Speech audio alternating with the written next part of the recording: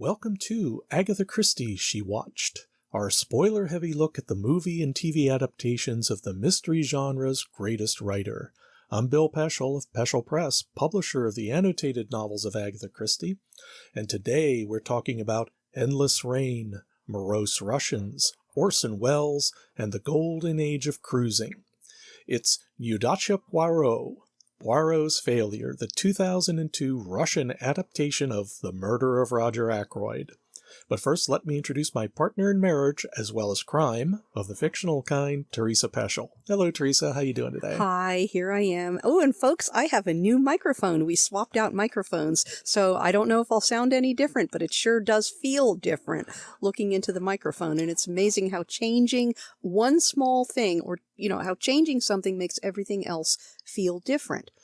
And that's something that we've been seeing here with the Agatha Christie project, watching all 200-some adaptations, is how you take a seminal novel like The Murder of Roger Ackroyd, which she published in 1926, and it was a game changer for a host of reasons, and you can basically destroy the novel, not trusting the source material, which is what the Poirot with David Suchet version did. You can be very faithful and very Japanese, which is what the Japanese version did, or you can be almost letter perfect like the Russian one and yet still be Russian. Seeing the changes, minor changes and major changes and the lack of changes has been really interesting. This is our third filmed version of Roger Ackroyd. We did the complete annotated Roger Ackroyd, and if we would have known about this Russian version and the Japanese version, we would have put in reviews in the annotated book along with the thousands of footnotes, and I think we added, an extra 50,000 words to the novel in footnotes and essays? It's been about that much. It's a combination of footnotes that highlight the words, the concepts. There's little back matter or trivia behind Agatha Christie and her life that make it into the book.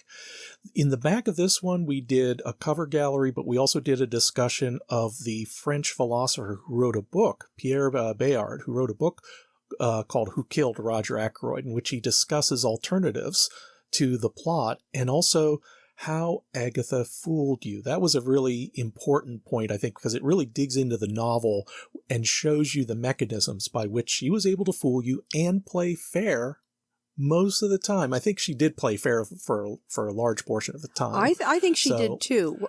She did play. You had to be very careful. She never lied to you. That's the one thing. But there are omissions, such as the major one, which is the clue Poirot picked up on. Oh, absolutely. And what we do with the annotations is we have our children read the book and underline everything they don't understand. And when dear daughter read The Murder of Roger Ackroyd, she was convinced right up until the last page, at which point she screamed, and then she spent the next 4 days ranting around the household about how Agatha had fooled her completely. And one of the things about Roger Ackroyd that is so difficult is Agatha threw the gauntlet down with the very first paragraph, because it is being narrated by Dr. Sheppard. And as a reader, you automatically trust the doctor, who is the narrator in the first person, and who tells you that he is working with Poirot, and Poirot would never work with a murderer, now would he? Yes. And so you are already set up from the very beginning to trust everything everything you see. The Russian version of the three versions we've seen, they made the least number of changes. They started right from the get-go with Dr. Sheppard. You don't see anyone else. You don't do any flashbacks. The Japanese one started a little bit ahead, and then they flashed back. Mm-hmm. They flashed back in time. This one started like the novel. You start with Dr. Sheppard staring pensively off in the dark in his workshop. The rain is pouring down, and he is writing down what happened about the murder of Roger Ackroyd, just like the novel. And it is amazing how closely they followed the text, and they didn't soften his character with his sister either, which is, I think, was the only flaw in the Japanese production. When I watched this, I couldn't understand, again, why they did such a terrible job with David Suchet's Poirot. And we will rewatch that, and we will do a podcast about David Suchet's Poirot, because his scriptwriter, his director, didn't do him any favors. It should have been a tour de force, and they didn't trust the material, and they didn't trust the audience. This film trusts the audience, that you will follow along, that you will realize when you reach the end, when you reach the conclusion, when Poirot does his summation, wow, she really pulled the rug out from underneath you. You swallowed that red herring from the very first moment on screen. Bones and all. You swallowed all, the entire bucket of red herrings. And it all worked. It was almost flawless.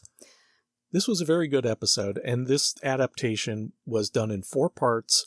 No, it was 5.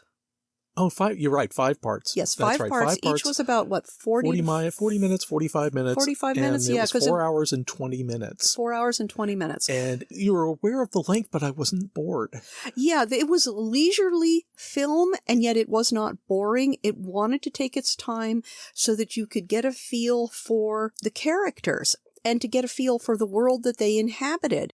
When foreigners make Agatha Christie movies, it is never English looking. And whatever else I can say, I mean, everybody had an English name. They didn't translate any of the names into Russian. Everybody was Dr. Sheppard or Mr. Ackroyd or Sister Caroline or whoever it was. They even set this one in England, too. Yeah, they supposedly set it in England, because when you occasionally see signboards, they are all in English. But you know, it didn't look English. There's nothing about this.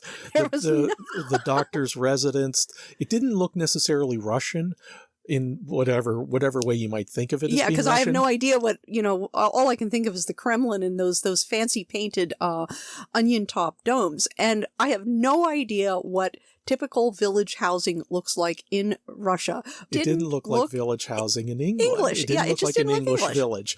For example, the doctor lives in this house, and Poirot apparently lives next door. It's like a row house. Like row houses, but they weren't typical row houses that you'd think of. And the doctor went out of his back door, or looked out on his balcony. Again, there's a balcony, which is not what you normally see in England. One of those almost encased balconies that you could probably put screens up and protect yourself when winter comes in. Which you probably need in Russia. And Poirot is down the hill. Oh, yes. There were amazing changes in grade in this film. And they were telling us that it was autumn, and yet at only one point did I see yellow leaves skittering around. Maybe 2 points, but most of the time it looked like endless summer, like all Agatha Christie adaptations almost to a film are. They're all set in the summer. It wasn't England. It's hard to describe the way people were dressed. The way the stoves looked, the fireplaces. The gardening, the way the landscape itself looked. It just didn't look English. Well, the clothes they would wear, too, because at one point Poirot shows up in this gold smoking jacket, and it is gold and ornate like he took curtains off the wall. and yes, it just exactly. didn't look French, and certainly didn't look like what a neat Poirot would. It was too flamboyant for him. Yeah. It was too flamboyant. And I just can't imagine Poirot running around in +4s either. And yet he frequently appears in +4s. I think of, not just David Suchet. Almost all of the Poirots I've ever seen have him wearing formal wear with spats. Mm-hmm. And +4s are just too informal for Poirot. Certainly the David Suchet Poirot. They just don't feel correct. And yet this was Poirot. This was far more Poirot than, say, Tony Randall, God save us. Oh, definitely. I mean, boy, what a stinkeroo that was. But there were at times they were quoting directly from the book. Oh, yes. Dialogue was line for line. Absolutely. I don't think that they missed a single scene, including when Dr. Sheppard and his sister play mahjong. The only thing that they did differently in that scene was Dr. Sheppard and Caroline played mahjong with two other people from the Major village. Blunt. It wasn't Major Blunt. No, it was Blunt a wouldn't have different done major. It was a different boring Indian major talking about how they used to play mahjong in the Shanghai Club. One of the things that made this really interesting, as opposed to virtually any of the adaptations we have seen that were filmed in England, and I guess it kind of has something in common with the one that we saw filmed in Japan. Almost every single Poirot, or Miss Marple for that matter, that we have seen filmed in England, when you are seeing village life, you see other people. This was, the streets were empty. You didn't see any cows ambling down the street. You didn't see people on bicycles. You didn't see, the village bobby on his bicycle, or the postman or the shopkeepers or anything. You're right. I don't remember seeing anything. It was empty. It was empty. There were no other villagers. And I'm sure that the producers had good reasons for doing this, not the least of which is it simplifies the plot. But it probably made it easier for the filming that they didn't have dozens of period-dressed extras milling around in the backdrop. But it made everything feel hyper-focused and hyper-isolated. Like here comes that long, endless Russian winter, with 15 feet of snow by Christmas. That is the case. The pacing was very slow. The conversations were not, but there are just times when you're just watching them. Dr. Sheppard's sitting in front of the fireplace and he's musing. And this is also where you get the motif of his dreams coming through, because the opening of the show consists of newsreel footage of people aboard a cruise ship. Yes, and he dreams of running away and traveling. And that's something else I have to mention. And I thought this was absolutely bizarre. I have no idea why they did this. But each episode opens, and I think they closed too, with what sounded like the Campbell Soup Theater radio presentation with Orson Welles as, I guess, Poirot? He was both. He played Poirot and Sheppard. Really? Yes. You looked it up? How clever of you. Yes, of course. I looked it up. And yes, it opened with, the Campbell Soup Theater Company presents The Murder of Roger Ackroyd, as if you were listening to it just over the music and over the credits. And it was completely surreal. It just felt really strange. Why are they dragging in an Orson Welles radio production? This must have been dated back to the 30s or the 40s? It was 1939. It was 1939. Good that, heavens. The production was. And yes, he played both. He played Sheppard, so of course he could narrate. Remember, Orson Welles was he wanted to be the bride at every wedding and the corpse at every funeral. So of course it was going to be, I noticed when it was his name was credited, Campbell Soup presents Orson Welles, and there's even when the announcer was about to give a commercial for Campbell Soup, he referred to him not as Orson or Mr. Welles, but Orson Welles, just so you knew who was in charge. That audio clip at the front and back of every episode, for no discernible reason that I can see, I really didn't understand why they made that choice. You don't understand at first why they made the choice with the cruise ship, but over time you see that cruise ship is a motif in Dr. Sheppard's life, that he really wants to run away to a ship and, to meet an adventuress and leave the village behind. Leave the boring little village and, I guess, basically go off and have adventures. Yeah. When he blackmailed Mrs. Ferrars for £20,000, he could have done that. Yeah. He could have done that, but he was essentially weak. This was something that I really liked about this presentation. We won't talk about the David Suchet Roger Ackroyd because that was terrible. We'll talk about that later when we get out the knives. But when we saw the Japanese one, which was really wonderful, they softened Caroline. They completely made up what I thought was a specious reason for why Dr. Ackroyd would have blackmailed Mrs. Ferrars. He did it to save Caroline. Here, Caroline is like she is in the novel. She is a proto-Miss Marple. You can see where Miss Marple, how Agatha is developing Miss Marple. She is sharp-witted. She is a spinster. She is taking care of her brother. She knows everything that is going on in the village. She makes mistakes with her deductions, no question. But frequently she is dead on. And she tells you in the novel, and she tells Poirot in the film, that she has always felt it her duty to take care of her younger brother James because he can be weak. And you know, you don't usually admit that sort of thing about a family member to an outsider. He can be weak, as though he needs guidance for his character, that she sees something. And in the novel, you get the distinct impression, but maybe I've reread the novel too many times for the annotation project, and I'm reading something into the text that isn't there. But you get the feeling I'm sure Caroline could have married. She could have had a family of her own. But she felt that if she wasn't there to take care of James, he would fall into evil ways with evil companions. And she wasn't wrong. Yeah. There's a parallel also in Agatha's own life, because she had Monty, her older brother. Monty was like 6 years older than she was. And he in a family with two sisters and Monty, he was feckless. He was a dreamer.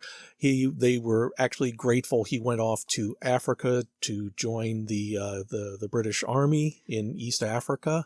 He was almost a remittance man, wasn't he? Yeah, you might as well, if they had the money. If they would have had the money, he would have been a remittance man. Because it gave him structure, and then the war was over, and he invested money in trying to build a boat for Lake Victoria, which turned out to be a money sink, which the family invested in. And he was not really capable of taking care of himself. So you have that parallel of a dutiful sister taking care of her brother. For those of you who don't know what a remittance man is, it's a classic English technique for getting rid of, and I'm sure other cultures do this too, but you have to have some money for this. You have to have some money and some status. And what you do is you take that feckless son, the ne'er-do-well, the one who is always going to cost you money and embarrass you publicly, and you send him off to South America or to Australia or to the wilds of Canada or to the wilds of deepest Africa, and you send him a check once a month with the understanding that as long as he stays there, the check will continue to arrive. But if he causes trouble and comes back home, unless he has cleaned up his act, the money will stop, and then he will be sent even further away to somewhere in the South Pacific, where hopefully he will find himself and stop embarrassing the family and stop costing them even more money. So that's what a remittance man is. That's one advantage of having an empire. You can have far off places to send feckless relatives to. Yes. Not ne'er-do-wells necessarily, not real problems. They're people who could redeem themselves under the right circumstances. But what do you do with somebody like that? Well, you send them off to the bush in Africa, and presumably they will die bravely rescuing their troops or something like that. Yeah, I'm thinking about this episode and anything that we can really talk about, but it's really kind of a problem because it's so close to the storyline, so close to the novel, it's hard to identify real differences, although there are points of comedy. When Poirot and Sheppard were out on the estate, on Roger Ackroyd's estate, and they show you the building, and Poirot decides to go to, what was it, the summer? Not the summer house. They called it a gazebo. The gazebo, yes. And it looked like a castle in miniature.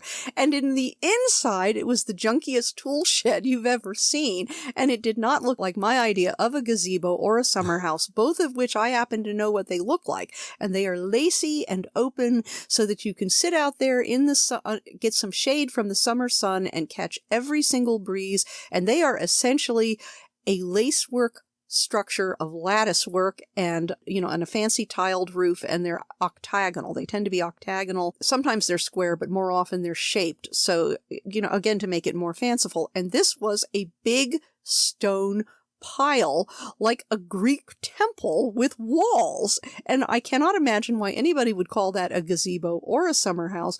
I don't know what the purpose of a building like that is. Even the roof was grand and high. It's not something you would build as a stable.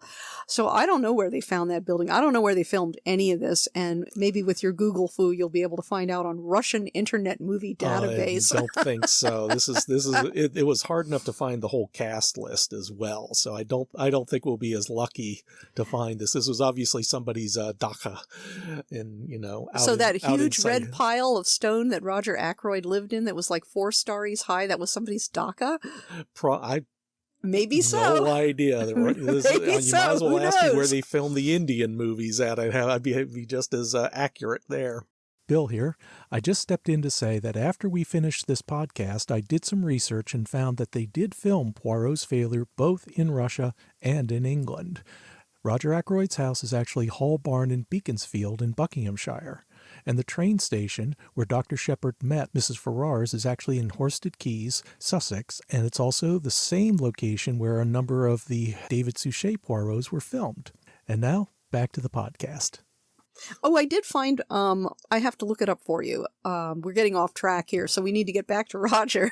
But it followed the text almost scene for scene. They did eliminate some very minor characters like the people that Caroline and Dr. Sheppard played mahjong with, but other than that, it was almost scene for scene.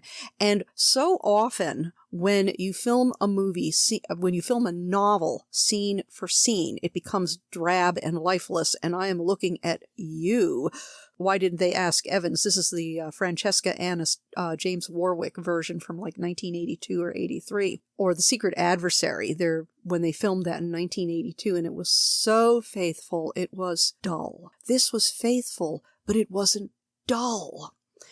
And you really felt that Dr. Sheppard had no idea what was going on. I mean, he was genuinely surprised. He was genuinely taken aback that Flora said, "Oh, yes, I spoke to my uncle at 10 after 10, when he knew perfectly well that Roger was dead with a knife in the neck."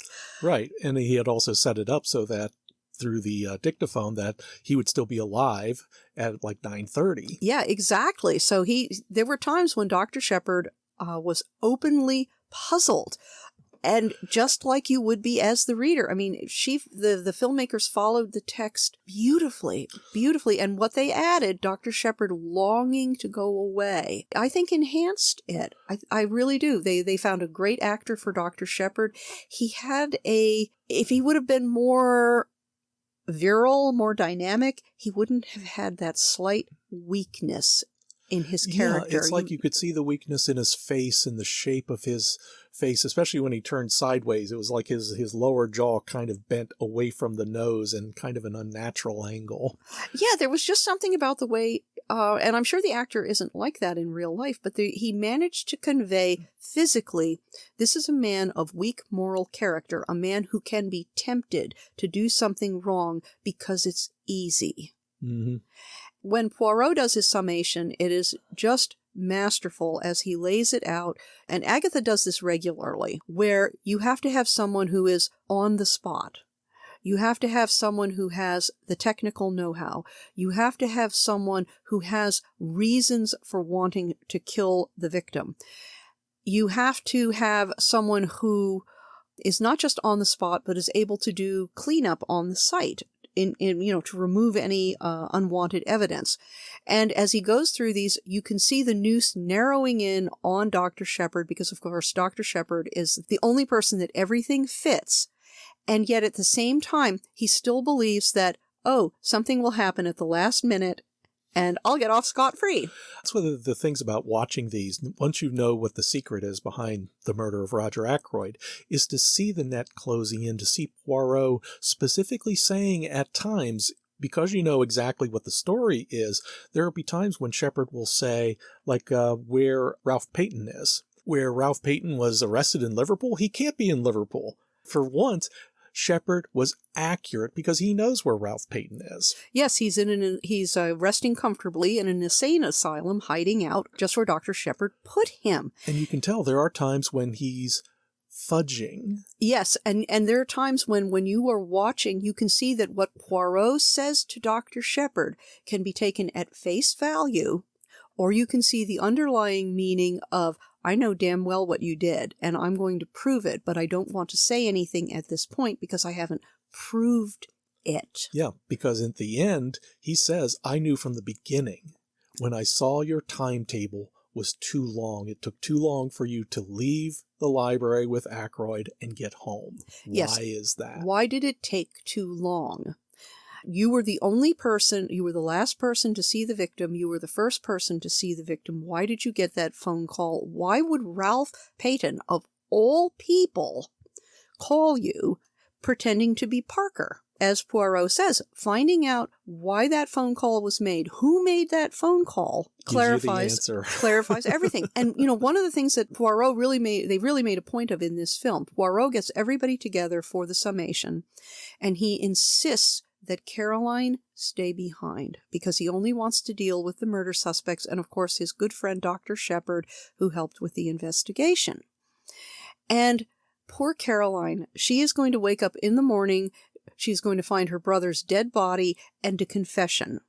She won't have to face the trial, but she will still have to face the fact that everybody knows that her brother was a blackmailer and a murderer, because that's the only way that Ralph Paton will be able to get off. Well, he has to write a confession for the police. He does do that, but he puts it in the envelope addressed to Poirot. And it sounds like Poirot is going to keep the secret. There's going to be something that will... They'll claim it was an intruder after all, probably. It's something like that. It's really kind of not quite clear at the very end. And I'll tell you why. Because he's looking at the pills, the Veronal that Mrs. Ferrers took. But also he picks up a gun.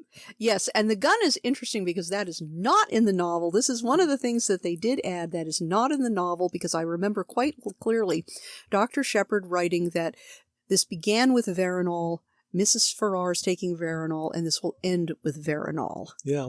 So you wonder, why was he showing the gun?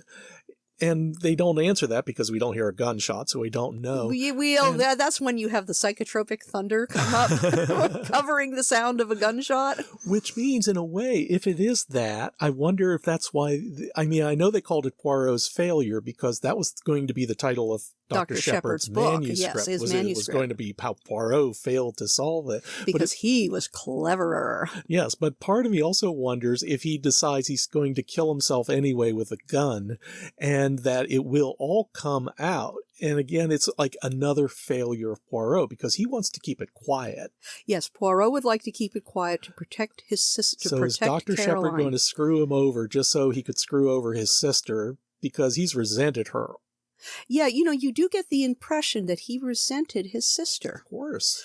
But at the same time, if Dr. Sheppard is unmarried, who is going to run his household? And in a 1930s household, a gentleman did not live by himself. There were servants in that household, although you didn't see, you get mentions of them, like our maid is friends with Mrs. Gunner's maid, and Mrs. Gunner's maid told our maid. You do get reminders that they do have staff in the house, but at the same time, a man like that in the 30s, you are going to have, your sister or your wife is going to be running your household because it is so much work. Somebody's got to wash your clothes. Somebody has to do all of that. You're going to have a full-time housekeeper. Well, that's why they would have buildings, they'd have residential apartments in cities. Residential hotels. Hotels. But he's in a small village and he needs his sister to run his household, and he resents his sister for running his household, but he does not have a wife to run his household. So who is going to run his household other than his sister, who has always looked out for him, and probably as a younger brother looking up at a domineering older sister, he's always resented her.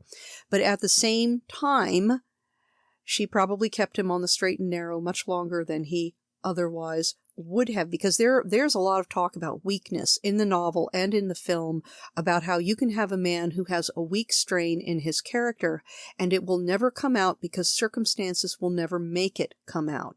And there's Dr. Sheppard looking at Mr. Ferrars's death, and he can figure out without too much trouble that Mr. Ferrars didn't die of a gastric upset. Mr. Ferrars died of an overdose of arsenic, or whatever it is that Mrs. Ferrars used to poison him because she couldn't stand it anymore. Couldn't stand that abusive bastard, and he had it coming.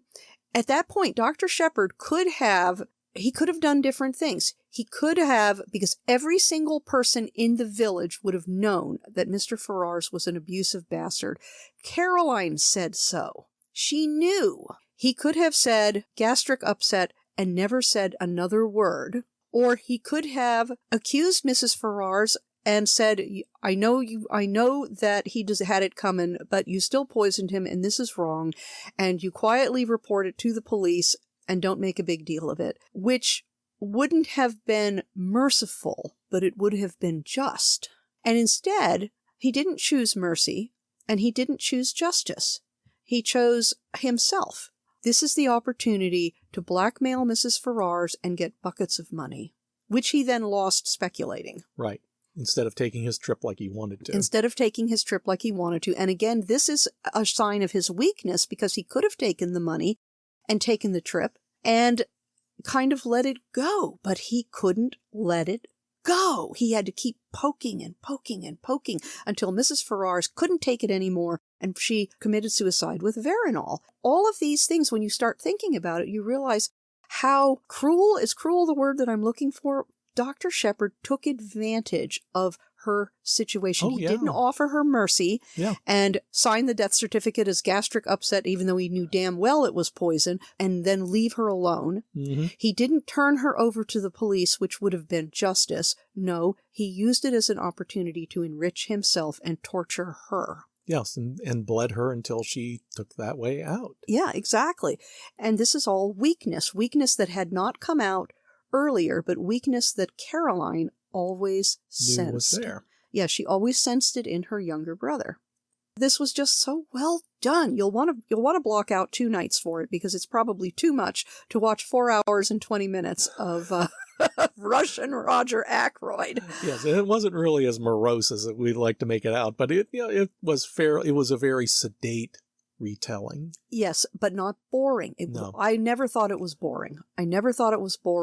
You really get a feel for these people, a lot of longing glances. Hector Blunt in particular, looking at Miss Flora, he loves her, and he can't say it. He can't bring himself to say it. And you can see the difference between, Hector Blunt is not a chatterbox, but he doesn't seem to convey the weakness that Dr. Sheppard does. And the other male character in there who is weak is Paton. Mm-hmm. But Ursula Bourne loves him, and she married him to tell his adoptive father that, I married the parlor maid. She's gentry. She's working for her living because this is the only way she can support herself. We love each other. We've gotten married, and we'll just manage. Right. But he is unable to do that, which is why he goes along with the plan. And it's Roger Ackroyd's plan that Flora marry his stepson, Ralph. They are not biologically related, so it is not incest, but it does keep the money in the family. Mm-hmm.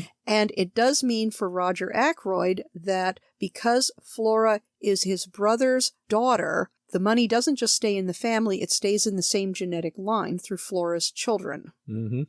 And Ralph doesn't say, hey, Flora and I don't love each other. We consider each other cousins, and we don't want to do that because it's icky. And anyway, I'm already married to someone else. No, Ralph does not say this.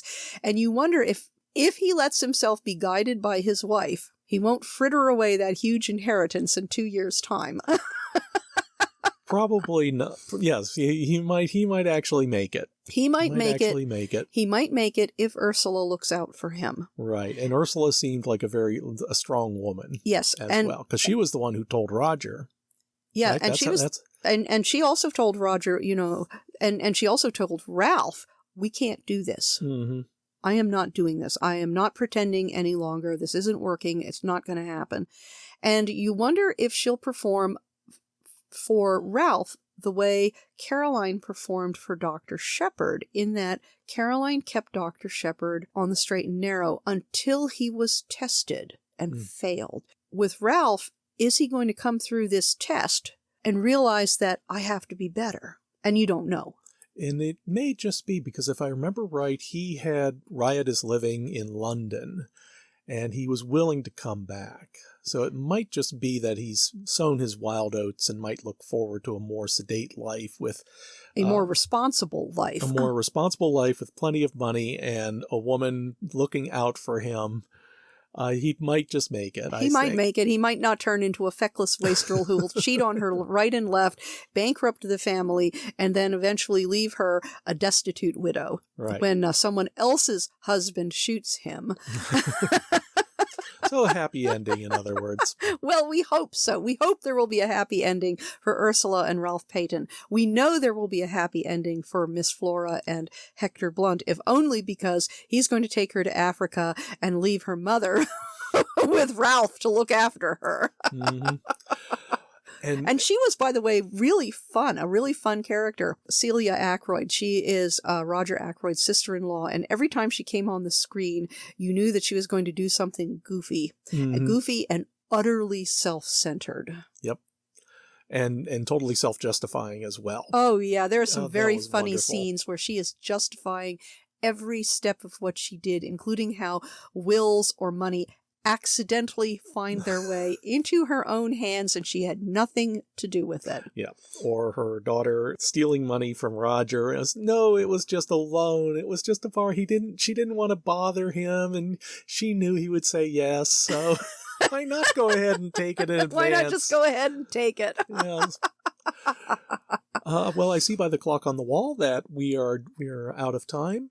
Again, we recommend this, although how you can find it, I don't remember how I came across this, except it must have been online. You must have gotten it online, probably through YouTube? Maybe you got it through YouTube? It was on YouTube for a while, or Daily Motion, or just some website. I'm just not sure. I looked it up yesterday just to see, and I couldn't find my resource on it. So it's a tough one to find, but if you can find it, by all means, take a look at it. If you're a fan of Roger Ackroyd, it's a wonderful experience. Absolutely wonderful. Oh, and something else I want to mention is that this was not made with the cooperation of the estate. Right. And yet they made the most faithful version of Roger Ackroyd, even though the estate never signed off, never saw a penny in royalties or licensing fees, and yet this is the most true one to the novel. Mm-hmm. And yeah, if you can find it, it's great. Be careful about those skeevy Russian websites, though, because they'll install malware on your computers. So watch out. You don't want to go too far on that. Just go to a site you trust. And if it's not there, well, we're sorry. We're sorry. It's a wonderful film. It's a wonderful, wonderful film. And if you can find it, you might be able to find some of the other Russian Agatha Christie's, because apparently, according to Mark Aldridge's book, they also filmed Peril at End House. I don't know if it was the same Poirot. No, it wasn't. This was the only role he did. And A Pocket Full of Rye with Miss Marple. And obviously, And Then There Were None, which we are going to see. We were able to find that. And I think there was another one whose name I've now forgotten. I just can't remember. But there have been several Russian films of Agatha Christie, just like there are numerous Indian films, numerous Japanese films, and wow. They're an experience. So tune in next time. We'll talk about the Russian version of And Then There Were None. Nihilism in Russia. What could go wrong? And we'll see you at the movies. Have fun. Oh, bye-bye. One last thing? Yeah, I was going to say, take a look at the complete annotated Murder of Roger Ackroyd from Peschel Press. That's right, because we read every word of that book multiple times. Our kids read it, and we have annotated every single question you might have that might arise from the text, and extra essays at the back, including that French writer, to give you more information so that you could really experience the Murder of Roger Ackroyd, a seminal novel. One of the landmarks in mystery fiction, and it made Christie's career. Yes, a landmark, and you can really see what an amazing job she did. Yep. And thank you for watching, and we'll see you at the movies. See you at the movies. Agatha Christie, She Watched, is Teresa Peschel and Bill Peschel, produced by Bill Peschel. New episodes come out every week wherever you stream your content. If you enjoyed this podcast, you can help support us by going to anchor.fm/mystery and leaving a 5-star rating and review, and by helping to spread the word. To advertise on Mystery She Watched, email Peschel at peschelpress.com. All questions and comments can be emailed to Peschel at peschelpress.com. And thank you for listening.